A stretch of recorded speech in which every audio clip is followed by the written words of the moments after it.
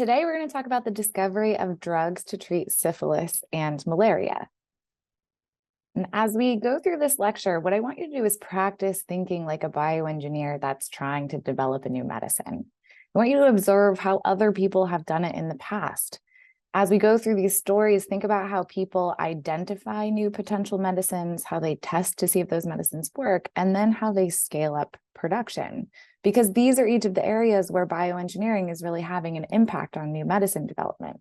So after we talk about how it's been done in the past, we'll talk about all of the new things that bioengineers are doing to accelerate each of these steps in medicine development.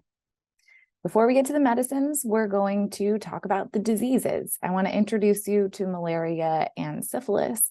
Hopefully they're not super familiar to you yet, but malaria is a very common disease, actually, so maybe it is. Malaria is transmitted from person to person by mosquitoes, and when it is infecting you, it causes fever and chills, abdominal pain, chest pain, headache, nausea, and vomiting. And it's still really prevalent. So this is just a map of malaria infections globally in 2019. And you can see that there are areas where there's more than 400, almost half of the people have been infected with malaria in 1 year. Now, in 2020, globally, that looked like 240 million cases of malaria and 627,000 deaths. So this is a very serious disease. And it's caused by a parasite. So malaria is caused by a parasite called Plasmodium falciparum, and that parasite lives for part of its life inside human red blood cells. So on this screen, you're seeing red blood cells. Those are these kind of big, light purple balls. And inside of them, or at least some of them, are malaria parasites, these darker purple stains. Now, living inside of a red blood cell is just one stage of the malaria life cycle, but it is the stage that causes symptoms. So here's the full life cycle. Like I mentioned before, malaria is transmitted from person to person by mosquitoes. So when a mosquito bites you, it delivers parasite into the person's bloodstream, not on purpose, but just because the process of biting pushes some material from the mosquito into the person before they start sucking up blood. Okay, so once those parasites are in your bloodstream, they'll find their way to your liver, and there they'll get into liver cells and make copies of themselves. And then they'll bud off into vesicles, and those vesicles will enable the infection of red blood cells. And like I said before, it's at this point when the malaria parasite is infecting your red blood cells that you start to have symptoms. And then eventually the red blood cells will burst and you'll get parasite in your blood that can be sucked up by a new mosquito and delivered to another person. There's an important aspect of malaria's or Plasmodium falciparum's life cycle that occurs inside of the mosquito. I'm not going to talk about it today, but I encourage you to look it up. It's really fascinating. Okay, so this is malaria. It's caused by that parasite, Plasmodium falciparum. Syphilis is a sexually transmitted disease. It's caused by a bacteria, and its symptoms occur in 3 stages. In the first stage, which occurs 3 to 90 days after exposure, you get a sore. That sore appears either in your mouth or on your genitals, but it's not painful.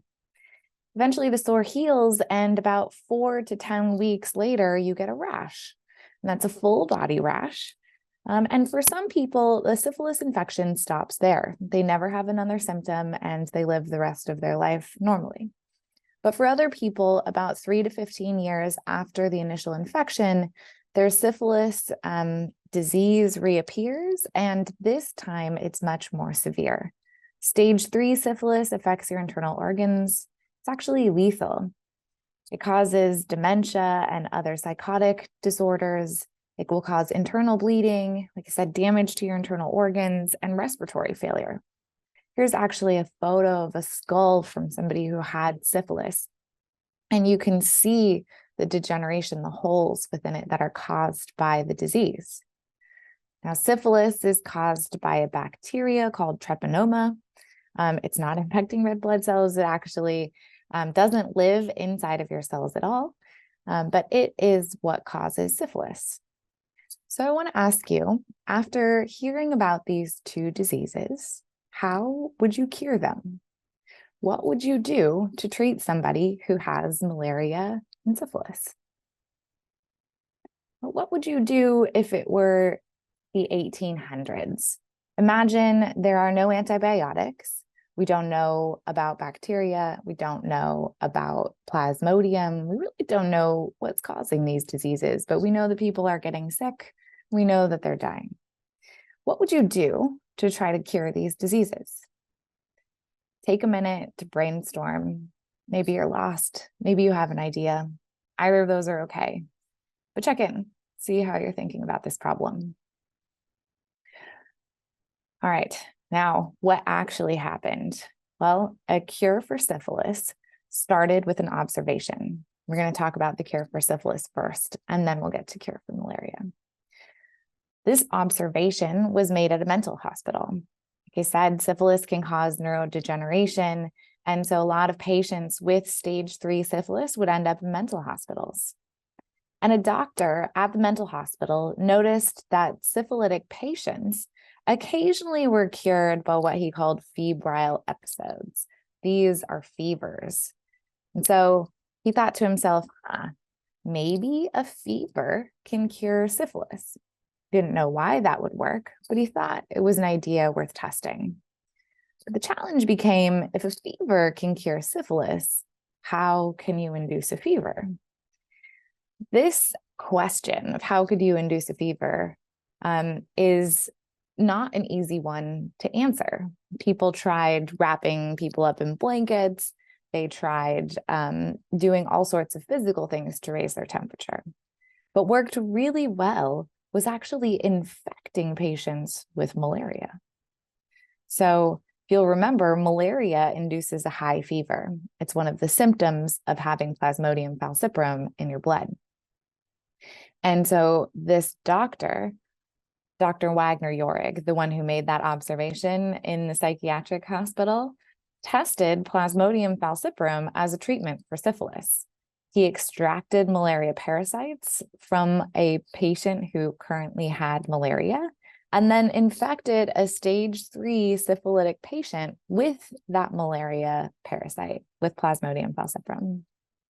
And this is risky, right? Like, what if you're wrong? What if the fever isn't strong enough to kill syphilis? What if it wasn't actually the fever at all that was causing patients in the mental hospital to recover from syphilis on occasion?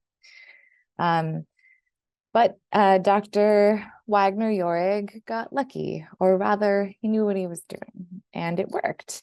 He won the Nobel Prize for this work, actually, for discovering the therapeutic value of malaria in the treatment of what, in this case, they're calling dementia paralytica, but is actually syphilis.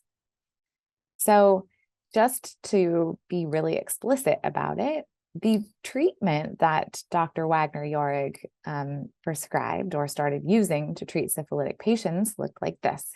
There'd be a patient who had stage 3 syphilis. It's important to note here that he was only treating stage 3 syphilitic patients, right? At stage 2, you just have a body rash. The disease is not that lethal, and it's possible that you'll never develop stage 3. But once you start showing stage 3 symptoms, it's pretty bad. So he would infect these stage 3 syphilitic patients with malaria in order to try to cure them, and then wait for the malaria parasite to induce a fever in person. After the fever, hopefully their syphilis, the bacteria that causes that, was dead, but the malaria parasite would still be very much alive within the person. And so the only reason why this was a viable treatment approach was because a cure for malaria already existed. There was something called quinine that was being used in order to treat malaria. And so once the patients spiked a fever that cured them of syphilis, he would administer quinine and cure the patient's malaria too. Okay, so here's just a slide saying that explicitly. this P. falciparum, Plasmodium falciparum treatment only works if you can cure the malaria that it causes. Otherwise, you're just swapping one disease for another. You're trading syphilis for malaria, which isn't really better. Okay, so that begs the question, how did a cure for malaria get found? Malaria had been around for quite a long time. And like the cure for syphilis, a cure for malaria started with an observation. The Quechua people who were living in what is presently Peru were using bark from a cinchona tree, a certain type of tree, in order to treat fevers.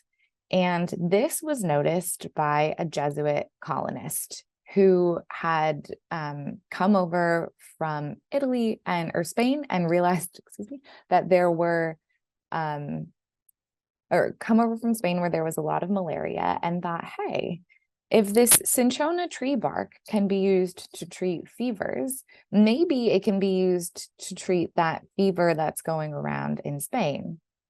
And so he sent a sample of the cinchona tree bark back to Spain. And then for 300 years, cinchona bark is shipped from Peru to Europe to treat malaria. It worked, I should say. And no one really knew why it was that this bark was able to cure people of malaria. They just knew that it worked. And so they have the Quechua people to thank for the cure to malaria. Okay, so notice that it's 1630 when this Jesuit apothecary first sends cinchona tree bark to Europe, and that it took until 1820 to isolate quinine as the active component of bark. People didn't know for a really long time what it was about the bark that was making it a useful malaria treatment, but eventually they figured out that it contained a lot of this molecule called quinine. Once the population in Europe grew and there was more demand for quinine, more cinchona plantations were planted. And this time they were planted not in Peru, but in Indonesia, which also had a hospitable climate for this tree. So, for 300 years, Peru is the source of all of this bark.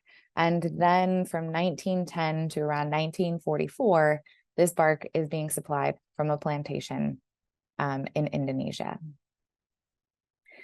Okay. In 1944, in 1939, World War II breaks out, and the Allied nations are cut off from their supply of cinchona bark. And this is a problem because of a lot of fighting, and a lot of fighting in World War II was happening in malaria-heavy regions, in regions where there was a lot of parasite and a lot of potential for soldiers to contract malaria. But when they're cut off from the plantations, when they're cut off from the source of this bark, they have no treatment options for malaria. So this war sparks a massive hunt for cinchona bark alternatives. People are trying really hard to synthesize quinine in the lab so that they don't need to get it from the bark of this tree, but they have no idea how to put this molecule together. And so they start doing a lot of synthetic chemistry to figure out if they can get this molecule made in the lab. But they also start screening other alternatives. So they have libraries of chemicals that serve as dyes for like the clothing industry and other textiles. And they think, okay, well, we have all of these compounds, we have all of these molecules. Maybe one of them is also effective against malaria. So scientists start digging out every chemical they can think of. They go through these large libraries to see, do we have something on hand that can treat malaria? And what they find, when they're doing this screening, they're actually testing for efficacy against malaria in birds. Turns out birds can get a form of malaria that's very similar to the form that affects humans. And so you can see whether a potential treatment for humans might work by giving malaria-infected birds whatever compound you think might function well as a medicine. Okay, so they're testing all these different dye compounds. They're trying to modify the compounds that they have in order to make new potential medicines. And what they end up with is something called chloroquine. Chloroquine is a synthetic alternative to quinine, and it becomes the dominant anti-malaria medicine, not just during the war, but actually for quite a while after. And that's in part because of resistance to quinine and in part because of the ease of synthesizing chloroquine relative to the extraction of quinine from cinchona tree bark. Okay, but eventually the malaria parasites, Plasmodium falciparum, start becoming resistant to quinine. And this is sort of similar to what's happening now with antibiotics. We see that there are bacteria that are resistant to our first line antibiotics, like penicillin, things that we would usually administer at the first line of an infection don't work on bacteria. They're starting to evolve. And so the malaria parasites at this time, starting around the 1950s, but really accelerating through the later half of the 1900s, we start to see a rise in chloroquine-resistant malaria. And so this is a problem. If chloroquine is your method of choice for curing malaria, and chloroquine doesn't work on an increasingly large fraction of the parasites that cause malaria, then you need to find a new treatment. And one of the places where this was very important was in China, where there was a large population of chloroquine-resistant Plasmodium falciparum, where there was a lot of malaria that could not be killed with chloroquine. And so the Chinese government instructs scientists to start to hunt for an alternative to malaria. And, by 1969, there are more than 240,000 compounds that have been screened for anti-malarial activity worldwide, and they haven't found stuff that's better than chloroquine and quinine. But this Chinese scientist, Tu Yu, begins screening Chinese herbs, remedies that have been used for a long time in China to treat different ailments, but have not been tested by Western scientists against malaria as a potential treatment. And so she starts screening all of these different herbs. And at this point, we can actually screen for red blood cells in a dish. So we don't have to, she's not doing experiments with malaria infected birds. Instead, she has samples of red blood cells that are infected with malaria, which she can then treat with these different herbs by kind of grinding them up and adding them to the cells and seeing whether or not this kind of treatment cures or kills the parasite, but leaves the red blood cell relatively intact. So through these types of screening, she identifies artemisinin. It's a compound from a shrub called Artemisia annua that kills the malaria parasite faster and in all life cycle stages.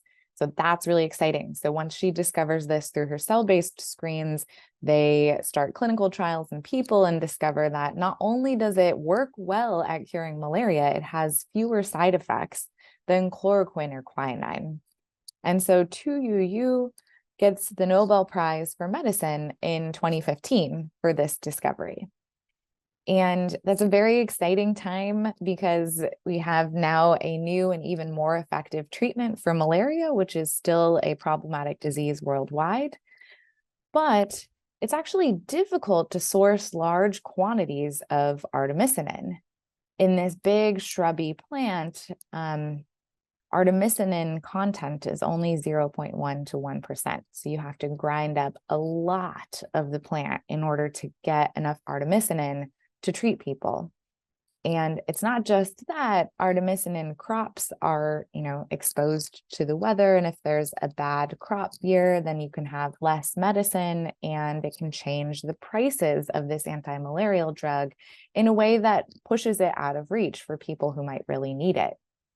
So this is an area where bioengineers step in. They see an opportunity to produce this compound, artemisinin, in a different way. They think, why don't we try engineering yeast to produce this compound instead? Then we can move from the field where conditions are variable to fermenters where we control everything. Okay, now how do you do that? How do you engineer a bacteria to produce this medicinal compound that's usually found in a shrub? Well, you need some background information. You have to know how the plant cells, the cells of that Artemis annua shrub, produce artemisinin.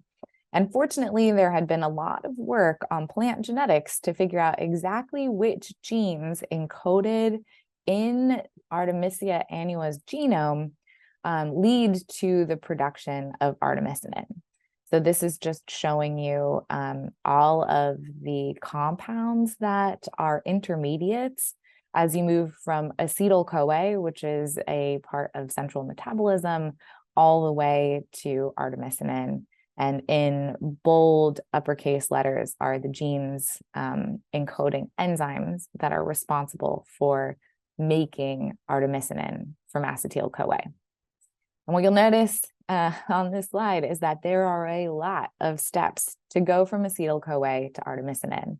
And there are a lot of genes that do those chemical reactions. And so it's not going to be an easy feat to try to move all of these genes from this plant into yeast. But there's a researcher at Berkeley who really wants to try. So Professor Jay Kiesling at UC Berkeley initiates a project in his lab to express all of the enzymes necessary for artemisinin production in yeast.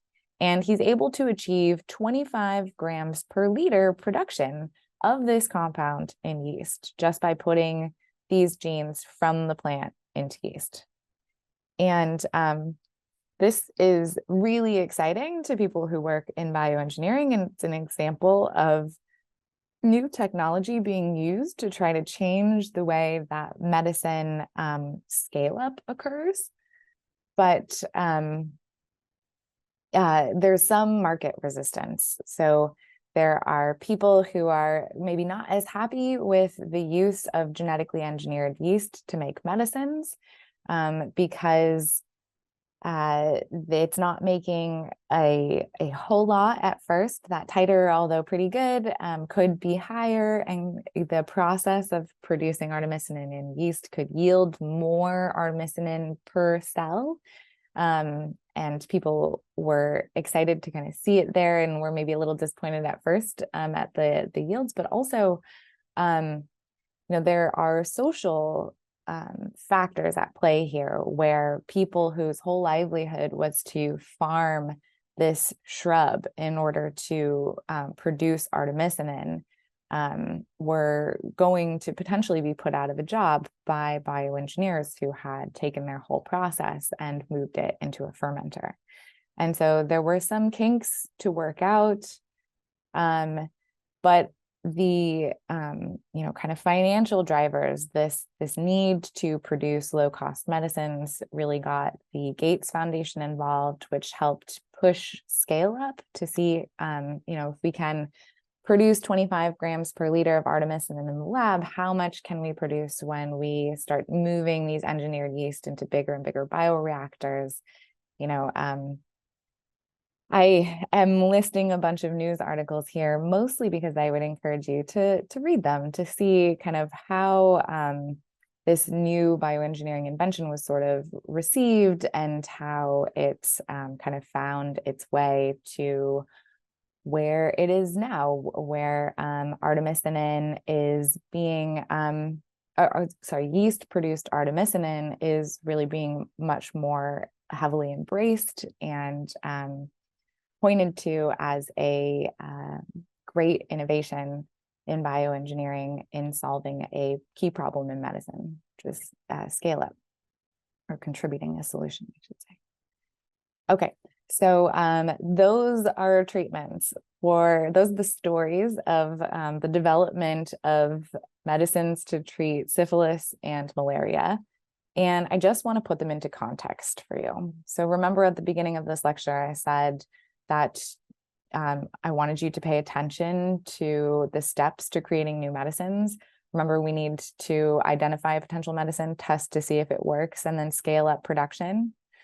Well, if we think of Plasmodium falciparum, the parasite that causes malaria, as a new medicine, then this first step, identify a potential medicine, occurs when someone observes fever-reducing, that a fever reduces syphilitic symptoms, right?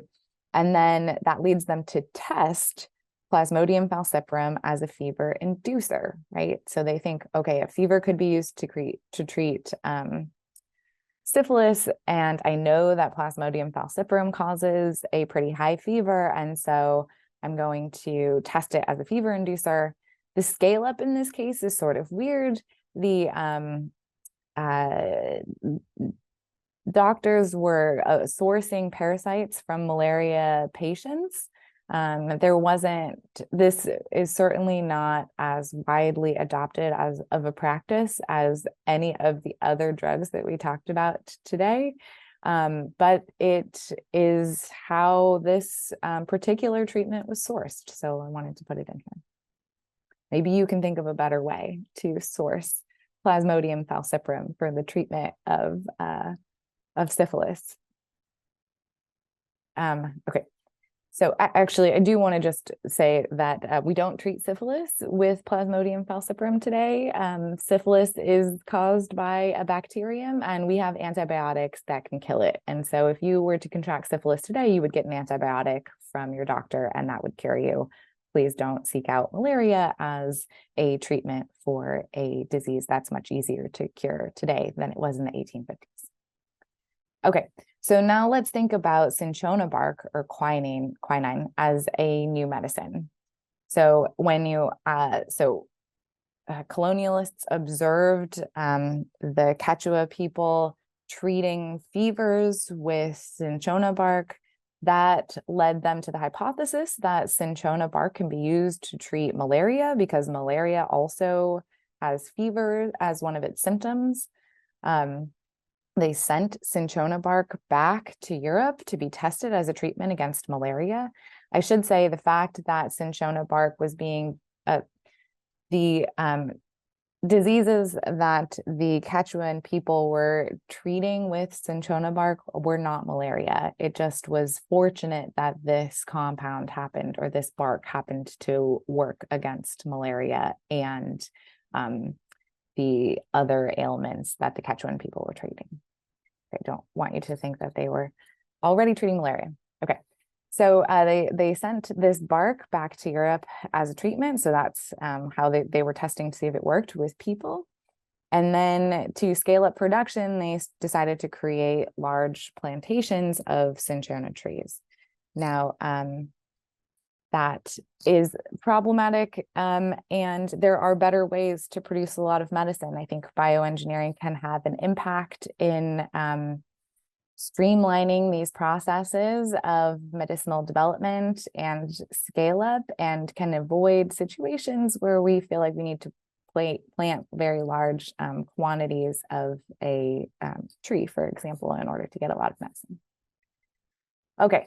Chloroquine as a new medicine. Here, the identifying a potential medicine and testing to see if it worked was these two steps are being done simultaneously. So here, scientists are screening a large chemical library of dyes for the ability to cure birds of malaria. And so that didn't necessarily spawn from a fortunate observation, but from a directed screen. And then they scaled up production through chemical synthesis because they already knew they could synthesize this molecule. And then finally, we have artemisinin as a new medicine. This was also a situation where the screen and the testing to see whether or not it works were kind of hand in hand. But I want you to think about how you might innovate in each of these areas and how the advancement of science, our ability to have models of diseases and to engineer organisms to produce a lot of compounds, really changed the way we search for new medicines and the way we scale up production. But just because we have new methods of doing this doesn't mean that some of those old school observational methods are worthless. It's still worth looking around you to see if there are things about the world that you observe that might be or lead to a new medicine sometime in the future.